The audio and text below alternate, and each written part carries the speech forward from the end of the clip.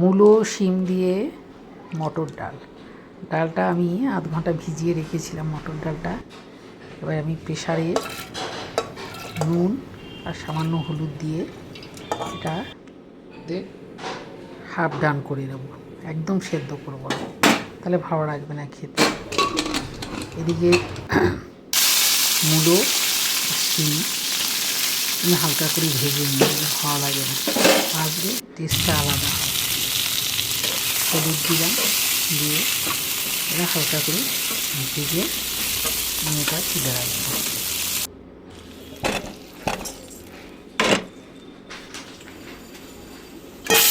এবার কড়াইতে তেল দিলাম, কালো জিরে আর মেথি ফোড়ন দিলাম, রসুন বাটা দিলাম। আজকে আমার শুকনো লঙ্কাটা ছিল না, নাহলে শুকনো লঙ্কা জল দিলাম। জলটা গরম হলে মূলোগুলো দেবো, কারণ মূলোগুলো পুরো সিদ্ধ হয়নি, আমি ডালের সাথে দিই না, মানে ভালো লাগে না খেতে। এবারে ডাল সেদ্ধটা মূলোর মধ্যে দিয়ে এবার ফুটতে দেবো। তারপরে কাঁচা লঙ্কা শিম ভাজাটা দিয়ে দেবো। মূলোটা প্রায় সেদ্ধ হয়ে এসেছে।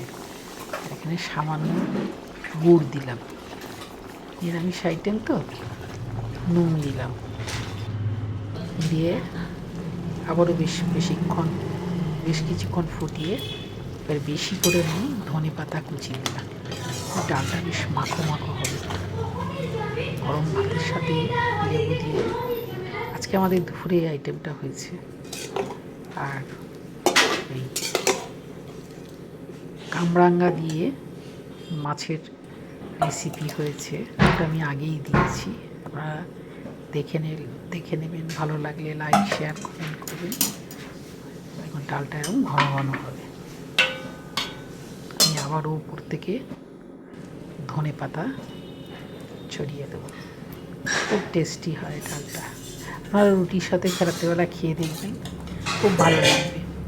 যদি মূলোটা না দিতে চান তাহলে শুধু শিম দিয়ে মটর ডাল মাখো মাখো করে করবেন, রুটি দিয়েও খেতে পারবেন। হয়ে গেল শিম মূলো দিয়ে মটর ডাল।